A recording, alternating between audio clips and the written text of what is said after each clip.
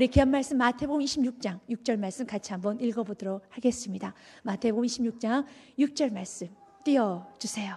26장 6절 말씀 같이 읽겠습니다. 예수님께서 배단이 나병 환자 시몬의 집에 계실 때, 예수님께서 오늘 보니 배단이 나병 환자 시몬의 집에 거하실 때라고 말씀하고 있습니다. 이 말씀 동일하게 기록하고 있는 요한복음과 누가복음에 보면 그 집 안에 죽었다가 다시 살아난 나사로, 그리고 또한 그의 누이였던 마르다, 마리아, 그리고 나사로가 다시 살아난 것을 신기하게 여겨서 그렇게 기적을 베풀어 주신 그 예수님을 보기 위해서 모인 많은 무리들도 있습니다. 그런데 그 당시에 예수님께서 이렇게 죽은 나사로를 살리시고 또한 베다니 시몬의 집에 있었던 그 상황에서는 많은 사람들이 예수님을 따르기 시작하자 대제사장과 서기관들은 예수님을 죽이기 위해서 혈안이 되어 있는 상태였었습니다. 더 나아가서 오늘 이 사건, 바로 마리아가 향유를 부었던 이 사건은 예루살렘 입성하기 바로 전날이었었습니다. 지금 대제사장과 바리새인들은 어떻게 하면 예수님을 죽일 수 있을까 음모를 꾸미고 있었습니다. 그러나 너무 많은 사람들이 예수님을 따랐기 때문에 드러내놓고 예수님을 어떻게 할 수는 없었고 기회만을 보고 있었습니다. 우리 예수님도 참 잘 알고 있었습니다. 그 당시의 상황을 잘 알았습니다. 그러나 우리 예수님께서는요 멈추지 않습니다. 십자가의 길로 나아간다라는 것입니다. 더 나아가서 또한 그 주위에는, 그 당시에는 바리새인과 또한 제사장들이 주류를 이뤘기 때문에, 사랑하는 여러분, 그 당시에 예수님을 드러내놓고 따른다라면 많은 제재가 있었습니다. 사회적으로 많은 제재가 있었습니다. 그런데 오늘 예수님 주에 모인 바로 베다니 시몬의 집에 모였던 많은 사람들은 용감한 사람들이었습니다. 그래서 사회에 좋지 않은 그 눈을 다 뒤라고 예수님이 진리의 말씀이기 때문에, 그분은 죽은 나사로 살리셨기 때문에, 또 오늘 말씀처럼 베다니 나병 환자라고 되어 있습니다. 나병 환자의 시몬의 집이라면 그가 나병 환자였다는 것, 그러나 지금은 그가 예수님과도 만날 수 있고 또 많은 사람과 접촉할 수 있다는 것을 그가 고침을 받았다는 것입니다. 나병 환자는 고침을 받을 수 없습니다. 이것을 기록했다 우리는 유추해 볼 수 있습니다. 그 또한도, 시몬 또한도 예수님으로부터 고침을 받았구나. 그러니 예수님부터 은혜 받은 사람은 다 모였었습니다. 근데 은혜를 받았기 때문에 사회에 좋지 않은 눈과 사회에 좋지 않은 그런 제재가 있음에도 불구하고 용감하게 예수님 곁으로 모여들었다는 겁니다. 은혜를 받으면요 사랑하는 여러분 용감해집니다. 은혜를 받으면요 세상과 타협하지 않습니다. 은혜를 받으면 내 것을 포기할 수 있습니다. 진정 은혜 받은 사람들은요 어느 마르다처럼, 마리아처럼, 나사로처럼, 시몬처럼, 또한 제자들처럼 참으로 은혜를 받은 사람은 예수님 주에 모여들게 되어 있고, 주의 많은 사람들이 비난과 핍박이 탈지라도 겸손히 주의 길을 가게 되어 있습니다. 그런데 오늘 말씀 마태복음 26장의 말씀은 오늘 죽었다가 다시 살아난 나사로에게 오늘 집중하는 것도 아니요, 또한 베다니 시몬의 집에인 이 나병 환자 시몬에 집중하는 또 것도 아니요, 오늘 예수님께서는 제자들에 집중한 것도 아니었습니다. 우리 예수께서 오늘 집중했던 한 여인이 있었습니다. 그 여인은 마리아였습니다. 또한 이렇게 나름대로 자기 것을 포기하고 예수님 곁으로 모여있던 많은 사람들에게 은혜를 주기 위해서 오늘 우리 예수님은 마리아를 축복의 통로로 세우십니다. 사랑하는 여러분, 오늘 이 말씀은 저와 여러분에게 마리아처럼 축복의 통로로 살으라는 것입니다. 마리아처럼 향연한 인생으로 살으라는 것입니다. 우리가 한 인생 살면서 멋지게 한 인생 살고 가고 싶지 않으십니까? 내가 80을 살든 70을 살든 아니 50을 살든 아니 100세를 살든 우리는 연수는 알지 못합니다. 그러나 한 인생을 살았다라면, 더 나아가서 내가 예수님을 만나고 예수님의 자녀, 천지를 지신 그분의 자녀라며 그분의 자녀답게, 명문가의 자녀답게, 명품의 자녀답게 살아야 되지 않겠습니까? 우리가 마리아처럼 살아야 되지 않겠습니까? 예수님께서 칭찬하시고, 야 마리아를 기억해라, 다음 세대나 우리 귀한 권사를 기억해라, 귀한 성도를 기억해라. 사랑하는 자녀들에게 마음 가운데 너의 부모의 신앙, 너의 어머니의 신앙을 기억해라. 이 정도로 말씀할 수 있는 그 인생 산다라면 너무 복되지 않겠습니까? 무엇을 남기고 하겠습니까? 여러분, 알렉산더 대왕이 이런 말합니다. 자기의 관은 미리 만들으라는 거예요. 왜요? 그 관 옆에 구멍 2개를 뚫으라는 겁니다. 그리고 난 후에 이렇게 모든 세상을 다 정복했던 알렉산더 대왕, 나도 내가 죽음의 길로 갈 때는 내 손에 아무것도 가져갈 수 없다는 걸 똑똑히 보여줘라 이것입니다. 우리는 알몸으로서 알몸으로 갑니다. 우리 열심히 세상에 살면서 많은 것을 모읍니다. 많은 시간을 투자합니다. 많은 것을 얻으려고 합니다. 그러나 오늘도 부르면 갈 수밖에 없는데 가져갈 때는 아무것도 가져갈 수 없다는 것입니다. 그러나 우리가 이 땅에 살면서 믿음으로 마리아처럼 산다면 2014년도에도 마리아 여인의 그 아름다운 모습이 드러나는 것처럼 우리가 한 인생을 살면서 우리 예수님께서 우리에게 원하는 것입니다. 난 널 너무 존귀하게 여긴다. 난 너를 너무 최고로 여긴다. 그러니 좀 가치 있게 한 인생 살고 멋지게 살다 가라는 거예요. 여러분이 여러분의 자녀를 보면 어떤 기대를 갖고 있습니까? 한 인생 대충 살다가 존재감 없이 끝나는 인생이 되기 원합니까? 아니면 여러분이 정말 여러분의 자녀를 사랑하기 때문에 너는 정말 많은 사람들의 영향력을 끼치고 많은 사람들을 존귀하게 하고 많은 사람들 기억에 나는 그런 인생을 살아라. 누구나 다 원하는 것일 것입니다. 우리 아버지 대신 우리 예수님도 자녀들 동일하게 요구하고 있습니다. 너의 인생이 한날 들풀러 꺾어져가는 인생이 아니라, 아니 초라하고 냄새나는 인생이 아니라 이제 너는 아름다운 향기 나는 인생이 되어야 돼. 그러기 위해서는 오늘 마리아를 기억해라. 오늘 7절 말씀에 마리아가 이러한 행동을 합니다. 같이 한번 읽어보겠습니다. 시작.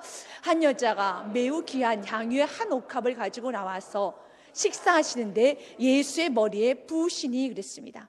오늘 한 여자인 오늘 마리아가 귀한 향유 옥합을 가지고 나옵니다. 그리고 식사하시는 예수의 머리에 붓습니다. 사랑하는 여러분, 그 당시에 왕이 굉장히 존경한 사람, 최고의 존경한 사람이 올 때는요, 그 당시 문화로는 지금 우리가 이 말씀을 그대로 이미지하면서 우리가 상상해보면서 이 말씀을 그려보면 조금은 이렇게 느낌이 오지 않을 수 있습니다. 어떻게 여자가 향유옥합을 가지고 예수 머리에 부을 수 있어? 이것이 우리에게 좀 익숙하지 않겠지만 그 당시에는 최고로 존경하는 사람이 오면, 왕이라든지 최고로 존경하는 사람이 오면 최상의 것으로 그 옥합을 머리에 붓고 그리고 자신의 머리털을 닦는 것이 있었습니다. 그 당시 그건 문화였었습니다. 오늘 이 여인이 예수님께 자신의 최상의 것을 올려드립니다.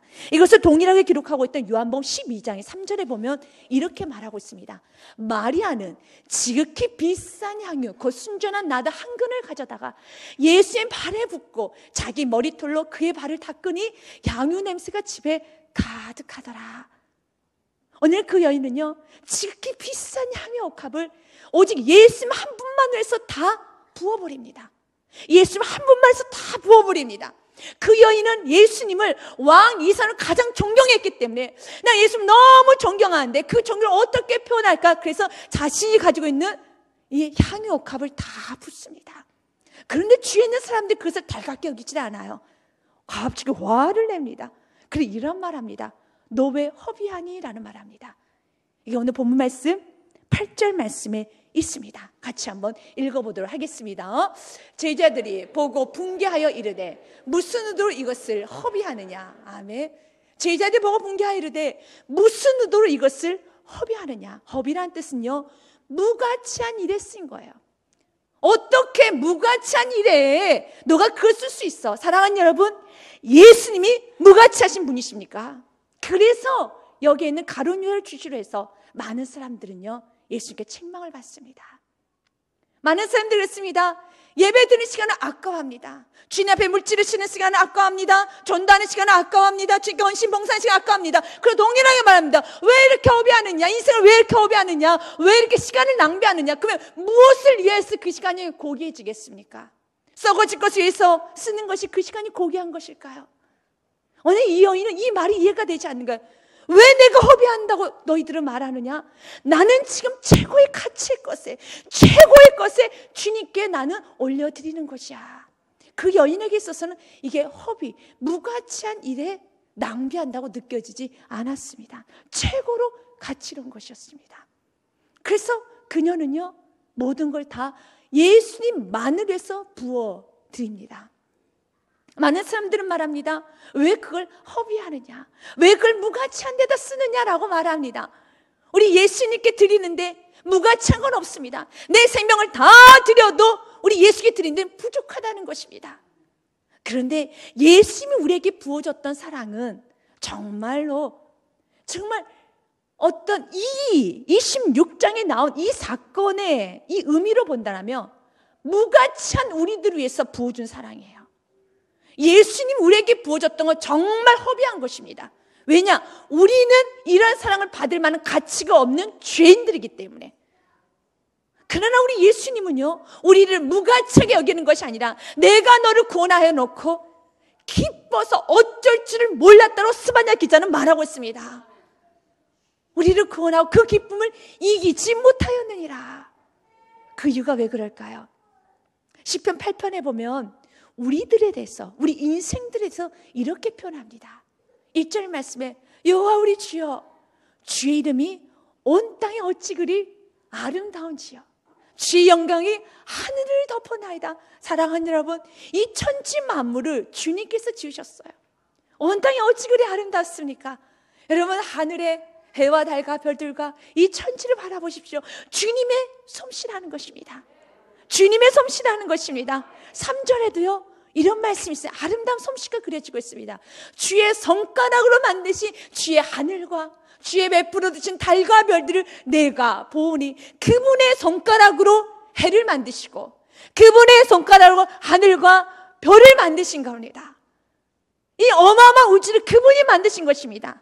그런데 그 손가락, 이 천지를 만드신 그분께서 이 땅에 오셔서 나를 안으셨습니다. 이 땅에 오셔서 나를 위해서 십자가에 죽으셨습니다.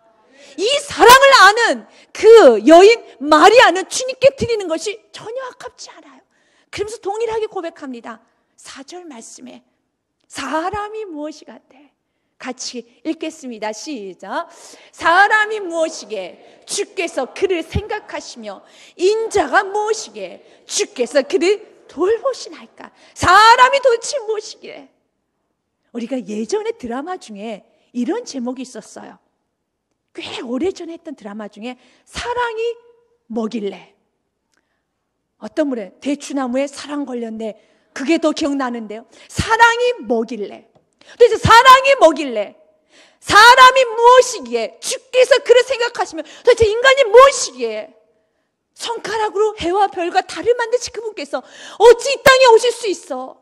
어찌 나를 위해서 구원하실 수가 있어? 사람이 무엇이기에. 근데 그 사랑 알아버린 마리아는 주님께 드리는 것이, 그 사랑을 알아버린 마리아는 그분께 헌신하는 삶이 전혀 아깝지 않은 거예요. 그러나 취해 있는 사람들은 마리아 행동을 이해하지 못합니다. 그런데 예수님 오늘 이렇게 말합니다. 그들은 다 도둑놈들이야, 다 도적이야 말합니다. 우린 주님께만 영광 올려드려야 됩니다. 날 구원하신 나의 주 나의 예수님 영광 돌려드리게 마땅하죠. 주님께만 영광 올려드려야 됩니다. 가룟유다도 영광 올려드려야 됐었습니다. 제자도 영광 올려드렸습니다. 오히려 마리아가 그 양육합을 예수님께만 부었었을 때 제자들은 그 주에 있는 사람들 숙연해줘야죠. 나도 드렸어야 되는 건데, 나도 드렸어야 되는 건데, 나도 집에 더 헌신했어야 되는 건데, 더 주님께 겸손히 살았어야 되는 건데. 그런데 정직히 나오진 않고 가룟유다가 말합니다. 가난한 자들에게 나눠주며 더 효용성 있게 쓰지 않겠느냐. 참 보면은 정말 실리적인 말한 것 같습니다. 그러나 그 말은 하나님 보시기에 말합니다. 이 도둑놈의 말아, 그런 말을 하는 겁니다. 왜? 9절과 10절 말씀 보니 이것을 비싼 값에 팔아 가난한 자들에게 줄 수 있겠다. 가난한 자들 얼마나 좋습니까? 우리도 때로는 이 세상에 살아가면서 나름대로 봉사를 합니다. 나름대로 사회 선한 일을 합니다. 그러나 그 마음속에는 썩을 대로 썩었어요. 더 이상은 포장하고 살면 안 됩니다. 더 이상 하나님 마음으로 여겨 살면 안 됩니다. 하나님 우리를 너무 사랑하지만 그분의 손가락으로 해와 달과 별을 만드신 분이기 때문에 그분은 동일하게 말합니다. 나의 심령 속에는 내 깊은 것도 아시는 분이시라는 겁니다. 오히려 정직히 나와야 되는 거예요. 그래서 우리 예수님은 가룟유다에게 10절 말씀에 이렇게 말합니다. 같이 읽겠습니다. 이렇게 말하면 가난한 자들의 생각함이 아니요, 그는 도둑이라 돈깨를 맞고 거기 넣는 것을 훔쳐갑니다. 우리 예수님은 사람을 대놓고 도둑이란 말은 쓰지 않습니다. 예수님 인자하십니다. 예수님은 참 너그럽고 자비가 무한하십니다. 그러나 우리 예수님은 자비가 무한하시지만 그분은 우리가 어그러진 길로 가려고 할 때, 어그러진 길에 있을 때 지금 정확하게 너의 상태를 직시합니다. 너는 지금 도적을 하고 있어. 너는 지금 도둑질을 하고 있어. 너는 하나님께 대해 영광조차도 가지고 가고 있어. 넌 너 인생만 망치는 것이 아니라 너를 통해 수많은 영혼이 실족당하고 있어. 너는 도적의 인생이야. 너는 무가치한 인생이야. 너가 여기서 엎드려지지 않으면 너는 계속 도둑의 인생을 살게 될 거야. 왜? 내가 준 건강을 가지고, 내가 준 모든 걸 가지고 너는 왜 도둑질하고 살아가느냐? 이 음성을 들어야 되는 거예요. 만약 우리가 지금 듣고 있지 않고 만약 심판 때 들은다라면 우리에게는 길이 없을 거예요.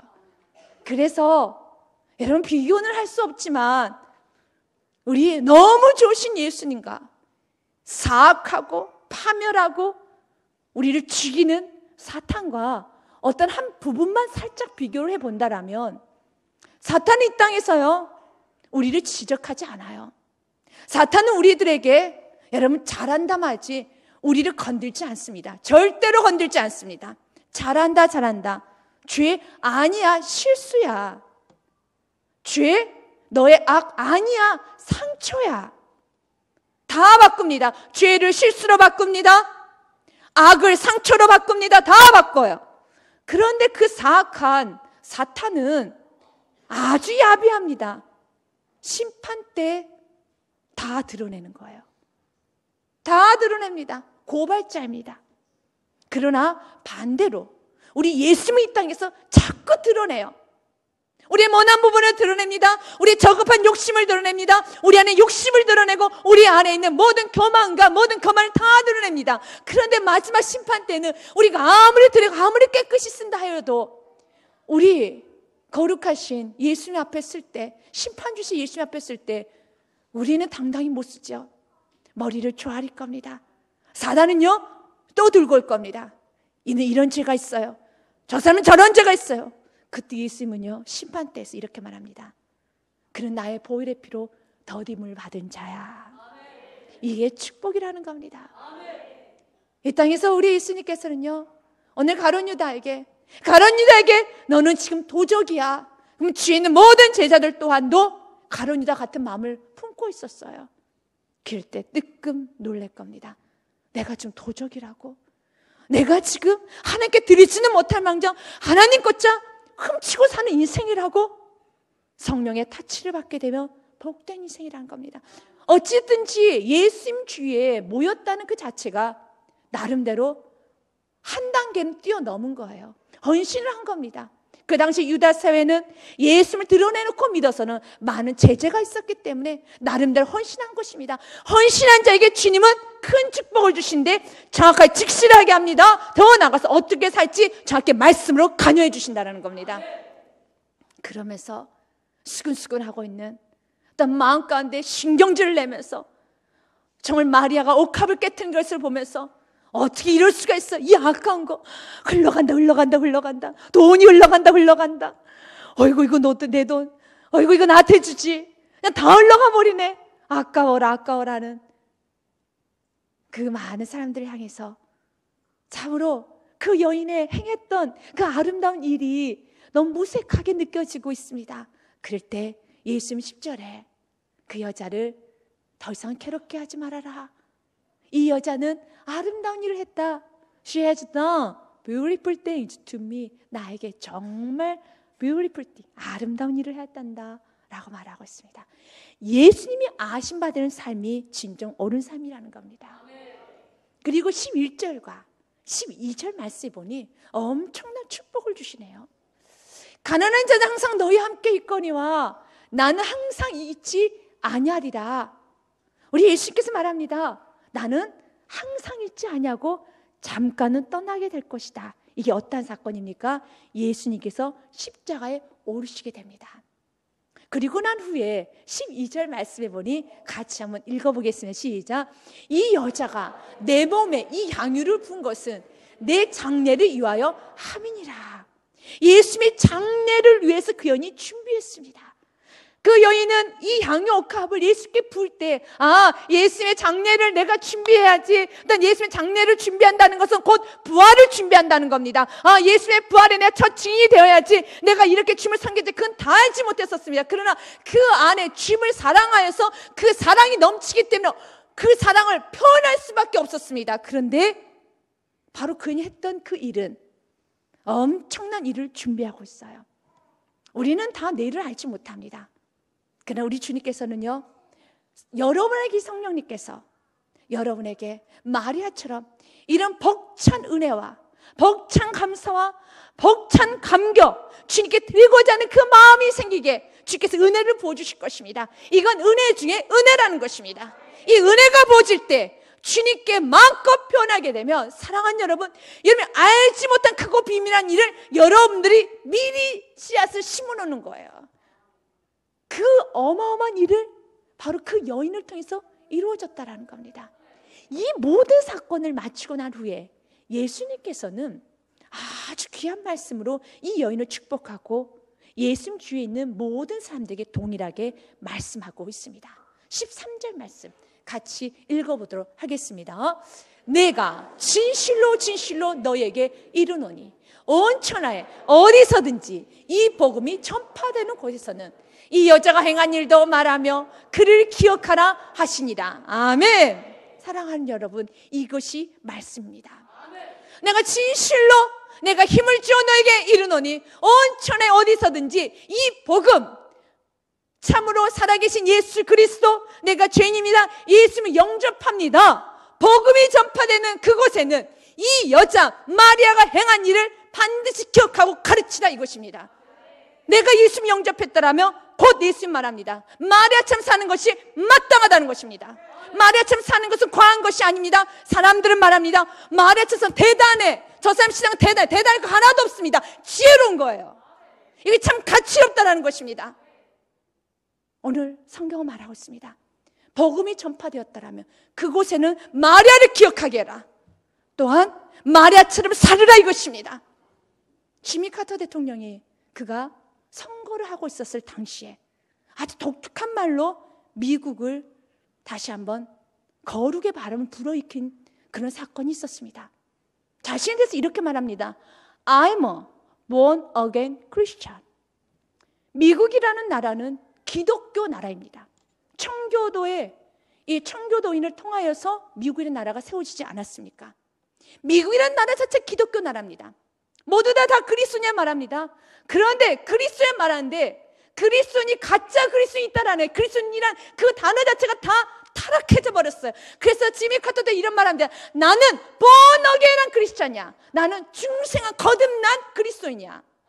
그리스도인이라면 당연히 거듭나야 되겠죠. 근데 워낙 세대가 악해져 가니까 거듭나지도 않았으면서도 오늘처럼 마리아의 이 기억도 하지 못하고 말씀의 기준도 알지 못하면서 나는 그리스도인이야, 나는 천국 백성이야 라고 살아가는 그들을 향해서 I'm a born again Christian. 사랑하는 여러분, 오늘 이 말씀을 들을 수 있는 게 은혜입니다. 세상 사람들의 기준에 따라가지 마십시오. 여러분, 세상 사람들의 그 법칙에 따라가지 마십시오. 우리 예수님께서 말씀하신 대로 마리아처럼 사는 것이 옳습니다. 내가 마리아처럼 그렇게 주님을 사랑한다 하면서 주님이 나를 위해서 구원자, 나를 위해서 정말 십자가에 죽으신 그분이 나의 구원자를 모셨음에도 불구하고 내 안에 마리아 같은 삶을 살지 못한다라면 오히려 정직하게 가난한 이웃에게 나눠주면 좋지 않겠습니까? 그런 허접한 말로 주님 앞에 변명 핑계하고 가리고 썩은 냄새나는 인생을 사는 것이 아니라 주님 앞에 정직하게 주여 나의 욕심을 버리고 도와주옵소서, 이 불쌍한 인생을 도와주옵소서. 어느 때까지 욕심으로 살겠습니까? 어느 때까지 정말 세상에서 이렇게 타락한 삶을 살겠습니까? 주여 나를 도와달라고 겸손하게 무릎을 꿇을 때 주께서 큰 은혜를 베풀어 주실 것입니다. 권사 임직예배를 우리가 영광 올려드리면서 우리 권사님들의 삶을 저는 보았습니다. 충성되게 살았습니다. 마리아처럼 살았습니다. 참으로 이 마리아 여인의 행동을 기억하라는 것처럼 저에게도 권사님들의 많은 선했던 일이 제 머릿속에 주마등처럼 지나갑니다. 저는 기억하고 있습니다. 그리고 또 다음 세대는 다 보았습니다. 이 아름다운 삶이 진짜 아름다운 거예요. 여러분 내 삶도 참으로 마리아처럼 누군가에게 기억 남길 수 있는, 여러분의 자녀에게도 우리 부모님은 역시 믿음의 사람이었어, 반드시 기억할 수 있는 다음 세대들이 참 우리 세계명 모든 성도를 향해서 역시 우리 세계명교회 집사님들은, 역시 우리 세계명교회 권사님들은, 역시 세계명교회 목회자는 믿음의 사람이었어. 이 말을 반드시 들을 수 있는 저와 여러분 기억나는 인생이 되시길 주님의 축복 드립니다.